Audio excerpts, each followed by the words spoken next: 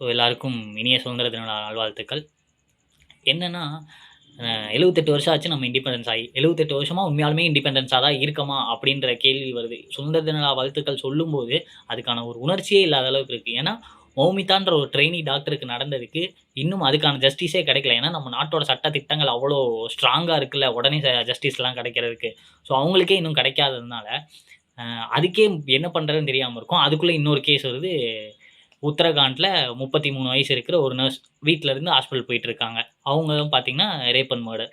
என்னடா நடக்குது? அப்படின்ற மாரி தான் இருக்கு. இத்தனைக்கும் அந்த 33 வயசு இருக்கிற அந்த நர்ஸுக்கு 11 வயசு உள்ள ஒரு பெண் குழந்தை இருக்கு. அந்த குழந்தைய நம்ம நாட்ட கண்ணோட்டம்லாம் எப்புட்ருக்கும்? அப்படின்ற மாரிலாம் யோசிச்சு பாருங்க. நீதி தேவதை கோர்ட்ல ஏன் கண்ண கட்டிட்டு இருக்குன்னு இருக்கப்ப, எனக்கு சின்ன வயசுல ஒரு கதை சொல்லியிருக்காங்க. என்னன்னா, அ பொய் அழிஞ்சு என்னைக்கு நீதி பெருசாகுதோ, அன்னைக்கு தான் நீதி தேவதை கண்ண தொறக்கப்படும் அப்படின்னு. அதனால தான் நம்ம ஆளுங்க தொறக்க விடாம வச்சிருக்காங்க போல.